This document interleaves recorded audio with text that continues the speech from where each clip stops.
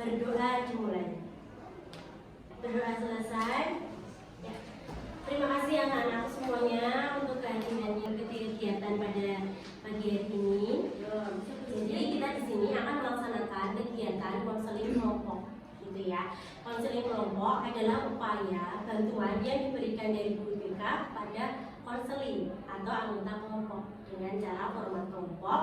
Tujuannya untuk memecahkan suatu permasalahan. Jadi kita mencari solusi secara bersama. Di sini Ibu berperan sebagai PK, yaitu pemimpin kelompok. Kalian sebagai AK, yaitu anggota kelompok. Nah, sebelumnya Ibu mau tanya dulu, apakah ada yang terpaksa diri ke sini? Ya, oke, sukarela berarti ya. Ya, Ibu harapkan keterbukaan kalian ya di sini terbuka, kita membahas suatu permasalahan, kita memecahkan suatu permasalahan dan jujur. Kalian belajar pendidikan Pancasila ya. Apapun yang kita bahas di sini sesuai dengan norma-norma yang berlaku. Nah, Ibu, kok saya takut kalau untuk cerita, takut rahasia saya terbongkar, gitu ya. Nah, tidak usah khawatir, di sini ada asas kerahasiaan, ya. Jadi, apapun yang kita bahas di forum ini hanya kita yang tahu. Ya, setelah keluar dari forum ini, harapannya kalian sudah tidak membahas tentang apapun yang kita bahas di dalam forum ini. Perkenalkan, nama Ibu Via. Sifat Ibu itu sabar, seperti itu. Selanjutnya silakan Mbak. Perkenalkan, nama saya Ria. Sifat saya Marah, oke. Perkenalkan, nama saya Evelyn. Sifat saya keras kepala. Selanjutnya, Perkenalkan, nama saya Sabrina. Sifat saya cerewet, kemudian dan mudah marah. oke. Tangannya silakan di dada. Oke, tangannya di dada. Saya berjanji akan menghargai teman dan partner konseling saya. Apapun yang dibahas hanya akan berakhir pada forum konseling ini. Saya akan menjaga martabat dan kehormatan teman saya. Saya juga berjanji akan bersikap terbuka dan berkata jujur. Oke, baik, terima kasih ya. Kami harapkan kalian menjaga janji kita. Seperti itu ya. Kita sepakati dulu waktunya. Mau berapa lama ini kita melaksanakan konseling kelompok ini? Kurang lebih 45 menit. Jangan dulu. Kita speaking dulu ya. Jadi Ibu punya speaking. Zip zap. Oke ya, kita mulai ya.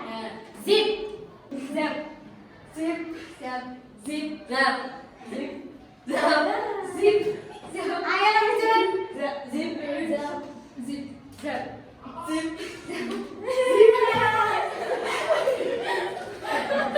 Oke. Apa nih yang bisa kalian dapat dari speaking ini? Melatih konsentrasi. Terus fokus, konsentrasi, fokus. Ya, tegang. Baik. Nah, itulah yang Bu Fia pengen kalian berada di sini tuh confident gitu ya, merasa fokus, terus konsentrasi dan tidak tegang gitu. Jadi kita sama-sama ada penerimaan satu sama lain. Jadi ketika nanti mengungkapkan suatu permasalahan tidak ada beban. Apakah kalian sudah siap? Kita Apakah ada pertanyaan dari penjelasan Ibu tentang konseling kelompok tadi? Cara pemilihan masalahnya Oke, cara pemilihan masalahnya nanti Sylvia jelaskan ya. Jelaskan contoh permasalahannya. Tapi dari tujuan kita konseling kelompok sama pengertian konseling kelompok sudah dimengerti? Sudah. Oke, ya. Ini kan kita membahas permasalahan, tapi sekiranya itu benar-benar permasalahan privasi, hanya kalian saja boleh kalian batasi di situ. Tapi Ibu akan memberikan contoh masalah seperti yang ditanyakan sama Mbak Najla tadi, membahas tentang penerimaan diri, gitu ya, self acceptance, mengubah insecure menjadi bersyukur, gitu. Ada nggak sih di sini itu anak-anak Ibu yang insecure tentang mungkin fisiknya, mengisi LKPD? Seperti yang sudah Ibu jelaskan, kalian memiliki hak yang sama, yaitu mengutarakan permasalahan kalian secara terbuka di sini.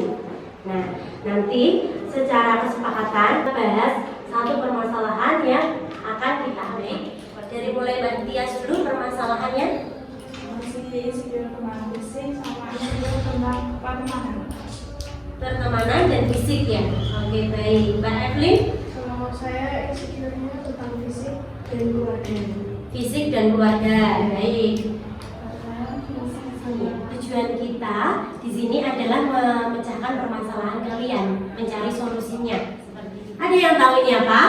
Brush make up, gitu ya. Suka nonton tutorial? Oh, baik, suka nonton tutorial. Nah, di sini ada brush make up, ya, seperti yang kalian lihat dari 1 sampai 10, gitu ya. Karena kita berlapan, silakan diambil yang kira-kira menunjukkan permasalahan kalian, gitu. Dan nanti yang paling besar adalah berarti permasalahan yang akan kita angkat dan kita bahas. Seperti itu. Bisa dimengerti? Bisa. Silakan. Satu Mbak Reva ya. 1, 2, 3, 4, 5, 6, 7, 8. Oke, yang paling besar ada di Mbak Tias. Oke, Mbak Tias. Mbak Tias kenapa ambil paling besar? karena masalahnya itu nyangkut sampai fisik. Menyangkut sampai di sini. Sampai masa depan yang akan datang masih banyak. Bagaimana teman-teman? Kita bahas permasalahan Mbak Tias, sepakat? Sepakat. Oke, baik Mbak Tias. Silakan ceritakan mula masalahnya, terus kamu merasakan seperti itu tuh sejak kapan? Ceritakan sama kita dan Jadi dulu SD itu saya pernah kuliah. Dulu kelas 4 sampai kelas 6 saya mulai dibully. Kelas 4 dibully secara kata-kata, pembulian itu. Terus kelas 5 juga. Kelas 6 mulai pemberian yang kayak dikucilkan gitu. Saya cuma kayak mikir kadang tuh kayak saya tuh diberikan apa sih kan? Saya juga menurut saya tuh udah kayak ya, aku tuh kayak teman-teman sih main gitu, tapi malah yang kena tuh saya mesti kalau main itu nggak enak aja kayak paling rendah lah. Terus pas SMP udah dapat teman-teman yang baik, kelas 1 SMA malah dapat teman lagi yang kayak gitu lagi, terus teman itu tuh udah hilang gitu, terus datang teman lagi lain yang nimbulin kayak malah menjerumuskan saya di suatu masalah kayak circle yang gelap gitulah. Di circle itu saya kena masalah, kayak jadi sering kayak kenapa sih kok di pertemanan tuh saya nggak beruntung, di pertemanan selalu gagal, selalu dalam masalah, selalu jadi sing paling buruk di antara teman-teman. Terus setelah itu saya di SMP kelas 8 kan corona itu dulu. Kelas SMP kelas 8 saya di rumah. Setelah itu saya dapat teman-teman lagi, terus saya keluar, saya main, saya mulai dapat pergaulan yang buruk dengan saya pulang malam, saya main sama-sama teman-teman yang nggak benar. Nah di situ saya ada masalah, saya sampai orang tua saya tuh dipanggil di masyarakat gara-gara saya gitu. Jadi di situ posisi saya tuh nggak salah, tapi saya jadi kambing hitamnya. Terus habis itu jadi saya tuh nggak percaya kalau main sama teman-teman gitu loh. Di situ kelas 9 ya biasa aja, sampai kelas 10 itu saya masih biasa insecure gitu loh kalau main sama teman-teman. Kemarin habis kejadian saya kan air itu pakai koin, saya itu kan naik ke rumah yang kan, dan soalnya yang lain tuh niatnya mau diboleh itu saya jalan sendiri, terus ada teman-teman lain lewat itu juga saya tuh nggak diberani, saya jalan sendiri. Setelah itu sampai di rumah itu juga ada yang jemput tapi udah sampai. Terus saya tuh kayak coba aku cantik mesti aku diberani gitu. Baik. Itu berarti kamu insecure-nya ini ya, dari segi fisik ya, gitu ya. Terus yang lain juga merasakan lagi beda diri sendiri, kayaknya lebih ke nyari teman yang bisa sama-sama nguntungin. nyari teman Yang bisa sama-sama nguntungin. nguntungin. Yang sama-sama nguntungin seperti itu ya. Dari Mbak Tia sendiri sikapnya itu Kayak udah aman aja gitu, kayak ya udah nggak apa, toh besok ya aku nggak ketemu kamu terus gitu. oke, sangat berpengaruh ya. Oke, itu berarti itu dari pertemanan sampai sekarang. Sampai sekarang cuma kadang Kadang-kadang masih.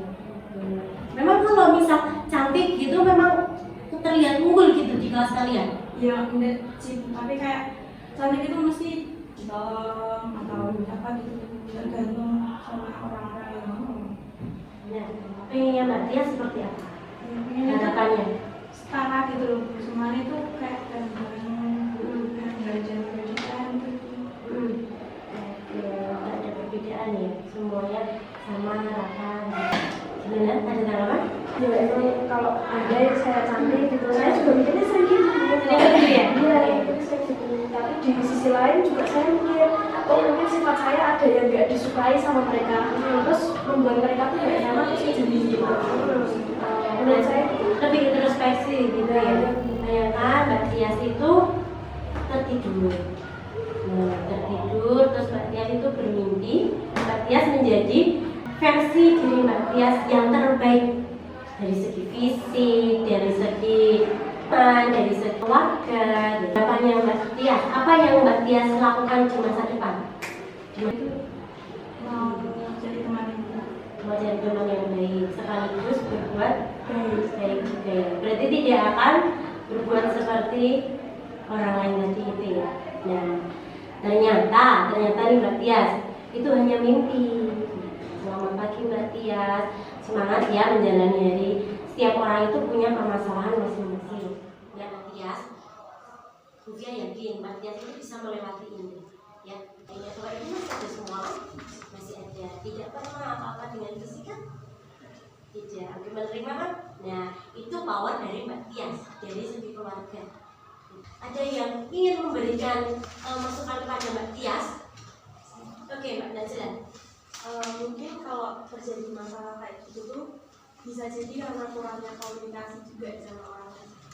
Mungkin emang karena dia punya dendam sendiri atau hal yang mungkin orang lain biasa aja tapi dia merasa nggak enak, dan itu bisa diomongin lagi. Baik, ini ada tahap 1, tahap 2, ada tahap 3 dan tahap 4. Mbak Tia sekarang di posisi mana? masih kita Oke, masih di tahap 3. Tahap berapanya Mbak Tia di posisi berapa? Di posisi 4. Karena berarti sesuai dengan pendirian Mbak Tias dan tetap berbuat baik sama orang lain. Ini ya, nanti tugas rumahnya yaitu kalian membuat di Canva ya, tulis perubahan apa yang sudah kalian dapatkan selama mengikuti konseling kelompok. Kegiatan akan Ibu akhiri ya, karena tadi 45 menit. Apa sih kesimpulan yang bisa kita ambil dari sini? Dan kita juga belajar pelajaran dari masukan-masukan orang lain. Nanti kalian akan mengisi lembar evaluasi ya, sebenarnya evaluasi hasil setelah kalian mengikuti konseling kelompok ini. Ibu meminta nih pesan dan kesan kalian selama mengikuti konseling kelompok ini. Lebih terbuka, terus bisa belajar dari masalah. Apa nih? Kira-kira kita akan melaksanakan kegiatan konseling kelompok lagi.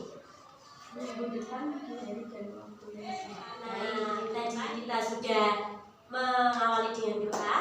Mari kita akhiri kegiatan hari ini dengan berdoa. Silakan yang mau berdoa. Sebelum mengakhiri kegiatan konseling hari ini, lebih baik kita berdoa menurut agama dan keyakinan masing-masing. Berdoa dan doa. Doa selesai. Terima kasih anak-anak.